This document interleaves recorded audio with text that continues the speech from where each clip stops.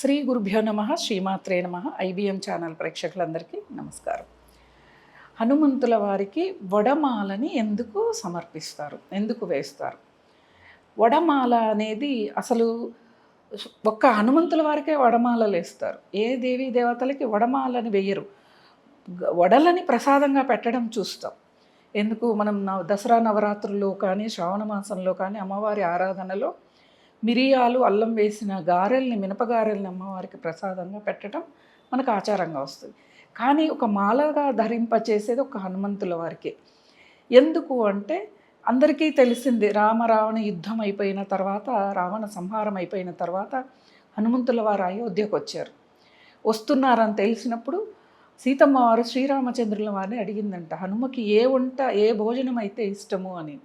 అప్పుడు శ్రీరామచంద్రుడు చెప్పారంట, మినుములతో చేసిన ఆహారం బలాన్ని ఇస్తుంది, ఇనుములాగా పనిచేస్తుంది, అంటే మనిషికి మంచి బలాన్ని పుష్టిని ఇస్తుంది, దాంతో చేసిన ఆహార పదార్థాలు చేసి పెట్టమంటే అప్పుడు అమ్మవారు మినుములతో చేసిన గారెల్ని చేసి పెట్టారంట.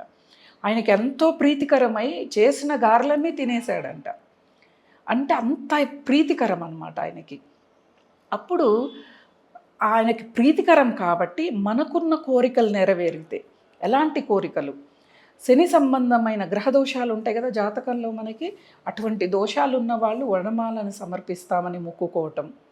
అంటే మొదటగా సమర్పించటం, మొక్కుకొని మనకున్న కోరికని చెప్పుకొని మళ్ళీ కోరిక నెరవేరితే వడమాలను సమర్పిస్తామని కూడా మొక్కుకోవాలి. ఇక్కడ సరే ఆలయానికి వెళ్ళలేము అంటే ఇప్పుడు వివిధ ప్రాంతాల్లో విదేశాల్లో ఉండేవాళ్ళు, కొంచెం నార్త్ ఇండియాకి వెళ్తే వాళ్ళు ఎక్కడో సాఫ్ట్వేర్ కంపెనీలు ఎక్కడో ఉంటాయి, ఆలయాల దగ్గరలో ఉండలేవు అన్న వాళ్ళు మీ ఇంట్లో ఆంజనేయ స్వామి ఫోటో ఒకటి కొనుక్కొచ్చుకొని కనీసం ఆ ఫోటోకి ఎన్ని అవుతాయి, 9 వడలు అవుతాయా 11 అవుతాయా అన్ని మాత్రమే చిన్న చిన్నగా గారెల్ని తయారు చేసుకొని వాటిని మాలగా కుచ్చి, ఎలా మాలగా కుచ్చాలి, మనం మాల కుచ్చే దారానికి కూడా హనుమంతుడి యొక్క సింధూరాన్ని రాయాలి.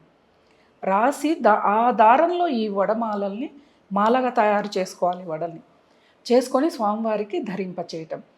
ఆ వడలని మనం ఇంట్లో తయారు చేసిన, ఆలయంలో ఇచ్చిన మనకు కొన్ని వడల్ని వెనక్కి ఇస్తారు, ప్రసాదంగా ఇస్తారు.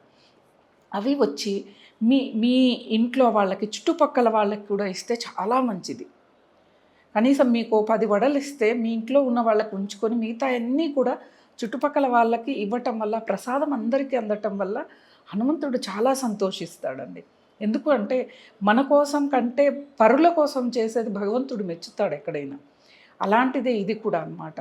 అలా ఇంట్లో అయినా తయారు చేసుకోవచ్చు, ఆలయంలో అయినా చేసుకోవచ్చు. ఇప్పుడు మనకి ఆలయంలో అన్ని గారెలు చేయాలి, అన్ని వడలు చేసి వేయలేమంటే ఆలయంలో పూజారులే చేసుకొచ్చి మాలను ధరింపచేస్తారు. మనం డబ్బులు ఇవ్వటం ఒక్కటే ఇక్కడ చేయాలి. ఇలా చేసుకుంటూ ఆంజనేయ స్వామి యొక్క అనుగ్రహం పొందాలని కోరుకుంటూ స్వస్తి.